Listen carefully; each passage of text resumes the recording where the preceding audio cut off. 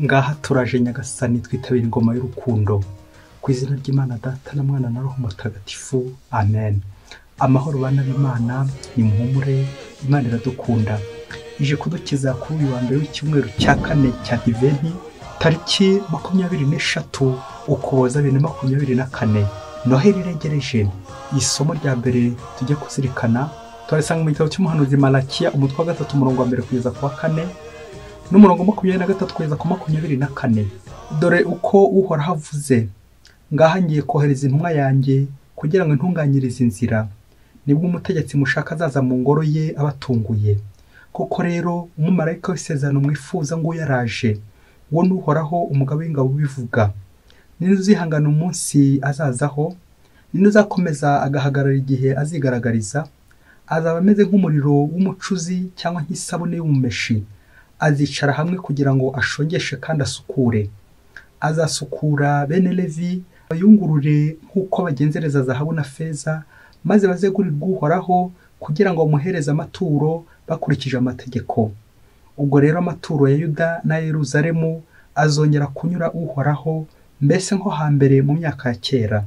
Dore kandi mbere yuko uwo munsi w'Uhoraho ugera, wa munsi mukuru kandi uteye ubwoba, ngiye kuboherereza Eliya umuhanuzi. Niwe uzunga ababyeyi n'abana, yunge abana n'ababyeyi babo, kugira ngo ntazazanga atsemba igihugu. Iryo ni ijambo ry'Imana. Zaburi ya 25. Ni mwubura umutwe mukomere, kuko uburukorwe bwanyu bwegereje. Uhoraho amenyesha inzira zawe, untoze kugenda mu tuyira twawe. Nyobora mu kuri kwawe kandi ujye umbwiriza, kuko ari we Mana nkesha umukiro wose. Uhoraho ibuka neza n'urukundo wagaragaje kuva kera na kare. Ntiwite ku byaha n'amafuti nakoze nkiri muto, ahubwo nyiteho ukurikije impuhwe zawe. Ugirire ubuntu bwawe Uhoraho. Uhoraho agwa neza kandi n'indakemwa, nicyo gituma abanyabyaha bagarura mu nzira nziza. Abiyoroshya abaganisha ku butungane, abacisha make akabatoza kunyura mu nzira ye. Amayira yose y'Uhoraho n'urukundo n'ubudahemuka, akabigirira abakomera ku isezerano rye no ku mategeko ye. Ibanga ry'Uhoraho ribwirwa abamutinya, maze akamenyesha isezerano rye. Nimwubura umutwe mukomere, kuko uburukorwe bwanyu bwegereje. Nyagasani Yesu nabane namwe. Amagambo mu Ivanjili ntagatifu kwanditswe na Luka umutwe wa 1 murongo wa 55 kugeza ku 66. Nuko Elizabeti ageze igihe cyo kubyara, abyara umwana w'umuhungu. Abaturanyi na bene wabo bumvise ko Nyagasani yamugiriye ubuntu, bafatanya nawe kwishima. Ku munsi wa 8 baza kugenya umwana, bashaka kumwita Zakariya nka se. Ariko nyina aravuga ati: oya, aritwa Yohani. Baramubwira bati: nta muntu w'umuryango wanyu ugeze witwa iryo zina. Nuko babaza se mu marenga uko yifuza kwita umwana. Zakariya yaka kabaho, maze yandikaho aya magambo: izina rye ni Yohani. Ako kanya umworo bumbuka n'ururimi rwe ruragobodoka, maze atangira kuvuga asingiza Imana. Nuko ubwoba butaha abaturanyi babo bose n'abo mu misozi yo mu Yudeya, bakwiza hose ibyabaye. Ababyumvaga bose bakomezaga kubizirikana mu mutima, bibaza bati: uyu mwana azamera ate ko ububasha bwa Nyagasani buri kumwe nawe? Iyo ni Ivanjili ntagatifu. Uyu mwana azamera ate ko ububasha bwa Nyagasani buri kumwe nawe? Bayoboke b'Imana, nimugira amahoro. Twongere twibutse ko turi mu cyumweru cy'amahoro, amahoro Mesiya agiye gutuzanira. Mesiya uri hafi kuza, dusigaje umunsi umwe kugira ngo tumwakire. Mesiya ugiye kuza, Yezu Kristu umucunguzi wacu. Rero iyo umuntu ukomeye agiye kuza ahantu, muzacunge hari integuza, hari abamumanziriza bakabanza gutegura. Aya masomo araganisha kuri Yohani Batista, integuza ya Mesiya. Tujya kuzirikana ku ngingo igira iti: kwakira neza intumwa y'Imana. Intumwa y'Imana rero nta yindi ni Yohani Batista ugiye kuza gutegurira Yezu Kristu Mesiya. Umuhanga yaravuze ati: Imana yirangije kurema umuntu, yitirema n'isahani ye. Bivuze byinshi. Imana irangije kurema umuntu, yumvikana ihita imushakira n'imirimo yo gukora, imirimo, ubutumwa. Yohani Batista turi kuzirikana, Imana imaze kumurema yahise inamuha n'ubutumwa. Turaza kuzirikana imirimo 3 ya Yohani Batista. Icya mbere ni umuhanuzi. Umuhanuzi wabayeho mu isezerano rya kera ndetse n'irishya, niwe muhanuzi ukora ku masezerano yombi. Icya kabiri, ubutumwa bw'ubundi bwa kabiri, isahani ye aharira bundi bwa kabiri, nuko ari integuza ya Mesiya. niwe turi guhimbaza wategurije Mesiya Yesu Kristo waducunguye. Aha gatatu ubutumwa bwe nanone tuzirikana ko usibye ko umuhanuzi ndetse n'integuza ni n'umubatiza wa Mesiya. Murumva isahani Yohani Batista yaririyeho, Imana imaze kurema umuntu ihita inamugenera n'isahani, ihitirema n'isahani ye, ihitirema n'ubutumwa bwe, ikarema n'ibyo uzakora. Uragowe wowe ubona umwana agiye kuvuka ugahisha isahani ye. Uzi kwibaza uburyo ugihisha isahani. Dusaba inema yo kurengera abana batoya. Ngarera amasomo ajye gutwerekeza uko twakira abana, uko twakira intumwa z'Imana, uko twakira integuza za Mesiya. Umucunguzi ari hafi kuza, ni mucyo tumwakire. Umubyeyi yigeze ajya ku muyobozi mukuru maze ngo aramubwira ati umva nagize ibyago. Wa muyobozi ategereza ibyo byago byari byo. Nuko umubyeyi aramubwira ati erega umwana yatsinze, natsindishije umwana ugiye kwiga mu mashuri makuru. Nuko umuyobozi akomeza gutangara, se ibyo ni ibyago cyangwa ni ibyishimo? Bayoboke b'Imana, hari ubwo natwe icyakwisa ibyishimo tukita ibyago ndetse n'ibibazo.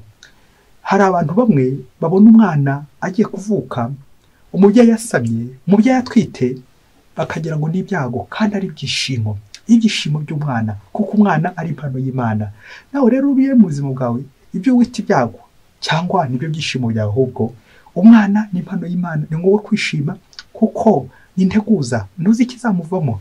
Umwana ni impano y'Imana. Turazirikana kuri Yohani Batista cyane cyane ari integuza ya Mesiya. Aya masomo nibageneye ubwo turi hafi gukoza imitwe y'intoki kwivuka rya Yesu. Iri vuka ribanzirizwa nanone ivuka ry'ubukomeye ari we Yohani Batista.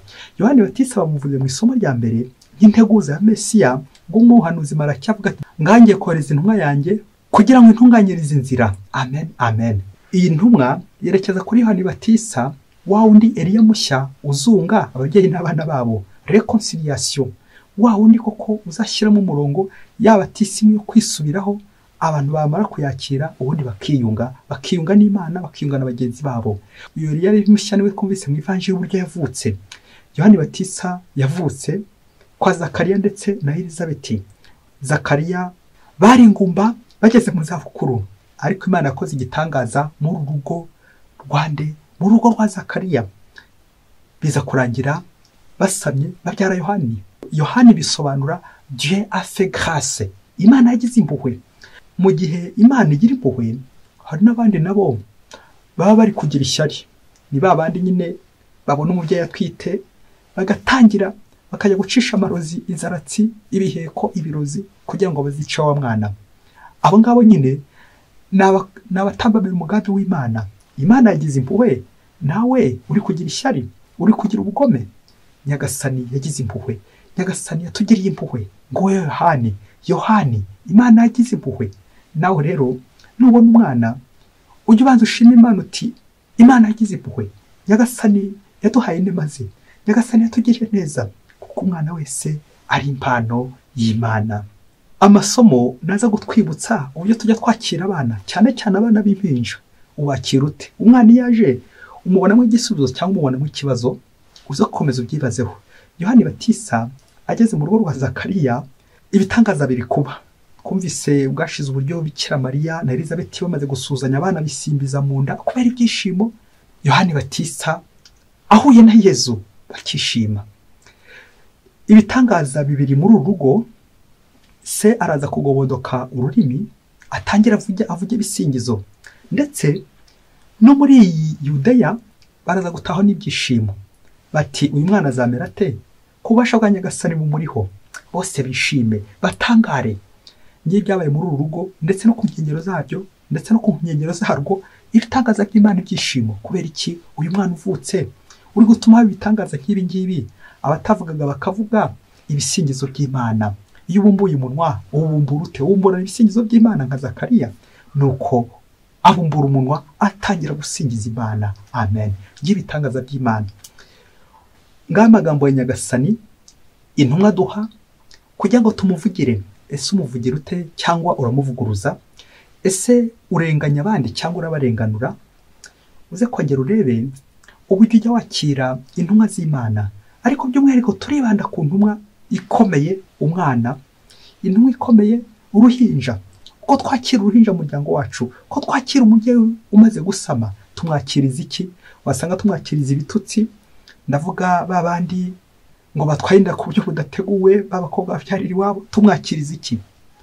Wasanga tumwakiriza ibitutsi, imivumo, inkoni, ibibando n'ibindi byinshi cyane. Ni kangahe tujya duhungeta umuntu utwaye inda, tugahungeta umwana.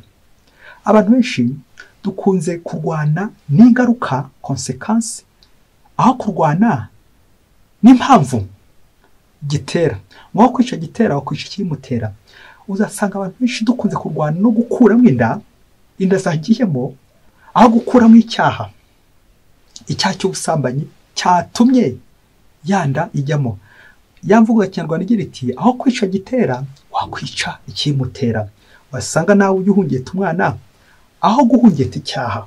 Kandi byaba umunsi umwe hirya kure cyane muri Afurika, ngo umukobwa ngo yararwaye, ngo amaze kurwara neza araremba. Ngo byageze n'igihe ubyumve mubyeyi, ngo noneho atangira no gukora ku ndwara, ngo yikoraho yakwikora ku mubiri, akavuga ati noneho indwara ndi kuyifata, ndayifashe nanjye. Kuri ifoto nyine y'umuntu uri gufata indwara uburyo bameze. Nuko ngo ajya kwa muganga, ngo abwira muganga ati umva rero muganga, iyi ndwara ndi gufata nawe ndifuza ko wayinkuriramo, iyi ndwara uyinkuriremo, kuko irandembeje, iri kumbuza amahoro, iri kumbuza gusinzira, ikansebesha, igatuma seba, iyi ndwara uyinkuriremo. Nuko muganga ngo amaze kubona nyine ya ndwara, arakugendera, afata ikinini agihereza wa mukobwa. Ya ndwara ntiyavamo, arakomeza. Igihe kindi gikurikiyeho afata urushinge, nabwo ntiyavamo, arakomeza. Byaje kugera igihe noneho ngo yafashe ikiyiko, icyuma, biza kuranya no kuri ya ndwara, arayikurura iza kuvamo. Bimaze kuvamo ya ndwara nyine, wa mukobwa arishima ko yavuyemo. Ngo nyuma y'igihe kindi wa mukobwa agiye kumva yumva indi ndwara ijemo, ni nawe nyine yamuhitanye. Uko bayikuyemo nani kwaje kuzamo indi ndwara, niyo yamuhitanye, kanseri. Ikibazo kikagira ati iyo ndwara yari yihe uwo mukobwa yakuragamo? Nuko ayikuramo, bigeza nubwo nawe hinjiyemo indi ndwara, niyo yaje kumuhitana. Ese iyo ndwara wayimenye mubyeyi? Iyo ndwara ifatika wayimenye? Bayoboke b'Imana, Yesu Kristo akuzwe. Nguko uko abagore nari ngiye kuvuga gito, reka nawe kuvuga abakobwa gito, reka nawe no kuvuga ababyeyi gito, agira ibyishimo, agirirwa amahirwe, agatwita ati rwose irambangamiye, yikuremo inda, wa mwana atwite, ya migisha y'Imana ati yikuremo, yihuburemo, kaza kurangira neza ugiye kure. Nguko uko abantu benshi dukunze kubangamirwa n'umwana dutwite, aho kubangamirwa n'icyaha twakoze, aho kubangamirwa n'ubusambanyi. Muri iki gihe turimo nuko njye gutekereza kuri icyo cyaha cyo gukuramo inda, ukuntu kibabaza Imana. Iyo cyaha cyo gukuramo inda bikaza kurangira n'umubyeyi nawe ahuye n'ubusembwa, ngeza kanseri zitangiye kuza, n'indi mibabaro myinshi cyane. Kubera iki? Wavukisha umwana ubuzima, ariko nawe ejo n'ejo bundi bizaguhitana, kuko burya icyo uzicisha mugenzi wawe nawe icyo bazakwicisha. Rero se twahitamo ko dupfa, tukagenda twicwa, ukicwa n'ibyuma, ukicwa n'ikinini, ukicwa n'urushinge. Kuri iyo foto nyine y'uwo mwana bari guhungeta, wongera yuko ajya tegeko ryawo muntu ati Imana imaze gukurema, ihita n'isahani yawe aho ngaho, ihitiremo n'isahani yawe. None ko wa mwana umwishe, ya sahani ye ninde uyiriraho? Ya sahani ye bayishyira he? Dusabe niba kwakira neza Imana idutumaho. Kuri iyi foto nawe y'umuntu uje gukomanga iwawe ukanga kumwakira, Yezu ashobora kuza mu ishusho y'abakene, akaza mu ishusho y'abababaye, abashavuye, mbese nk'uko turi kwitegura kumwakira. Ese wowe ujya umwakira ute? Hari igihe wa mwana aza gukomanga kuri igipangu cyawe, agakomanga ku rugi rwawe, agakomanga mu nzu yawe, aho ujya umukingurira, cyangwa uhita umujugunya ati kuramo iyi ndwara, yikuremo, ukamufata nk'indwara. twongere turebe uburyo duhungeta abana bato, impinja, bamwe tukabafata y'indwara, ibitubangamira, abadushikamiye, abatugoye, abari kudusebya. Umwana gutwaye iki koko? Burya icyaha gikomeye kurenza ibindi ni ukurwanya umuntu utari gukurwanya, ni ukurwanya umuntu we udashobora kugukoraho. Twongere turebe iribuka rya Yohani Batista, twongere twibutse uburyo dushobora kuba turi guhangana n'umuntu yiturije ntacyo adutwaye.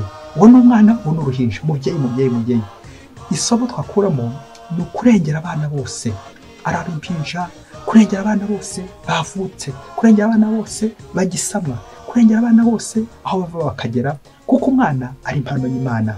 Ese mubyeyi, icyanyuma ngiye gusorezaho, uzi ikizava muri uwo mwana? Uzi uwo mwana uwo azaba we? Rero kuba utazi uwo azava we, isahani ye wiyicurika, isahani Imana yamwihe wicurika.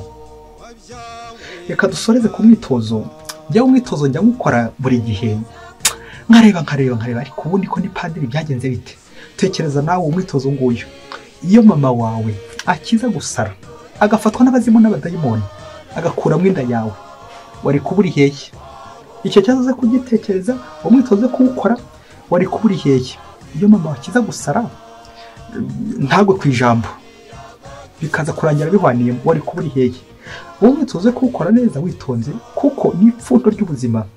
Tekereza nawe kuri ifoto ya Bikira Mariya ndetse na Elizabeth, iyo batakiza kwemera we ubutumwa bw'Imana, iyo cyangwa kiza gukura muri iriya nda, bamwe twari kwa twarabaye igihugu, abandi miserebanya, abandi bivumvuri, abandi uducancama, abandi uducurama, abandi intare zo mu mashyamba, abandi ibinyagoya n'ibindi byinshi cyane, ibinyamaswa dutazi twari kuzavumbukamo. Ariko Bikira Mariya yaremeye n'ibisebo byose, yaremeye, bari no kumutera amabuye, atwara wa mwana. Kubera iki? Umugambi w'Imana, kwakira intumwa z'Imana. Yohani Batista natwe adufasha kwakira intumwa z'Imana, Imana itwoherezaho, biza mu ishusho y'abakene, biza mu ishusho y'abanyantege nke, babana badashobora kwivugira, b'abamarayika, kugira ngo tubakire tubone umugisha w'Imana. Nawe rero Nyagasani arifuza ko kuri Noheli wakwakira Mesiya wicujije, witunganyije, intumwa z'Imana, uri kuvuga neza, uri gukora neza, witeguye kwakira neza intumwa y'Imana. Nkwifurije Noheli nziza. Bwira mugenzi wawe uti Noheli nziza, umukiza avukire mu rugo rwawe, avukire mu mutima wawe, avukire iwanyu. Mwese Imana ibahe umugisha. Imana Data na Mwana na Roho Mutagatifu. Amen. Padiri Masumbuko Ladislas wa Diyosezi ya Cyangugu. Isi yose yishimye, Noheli nziza.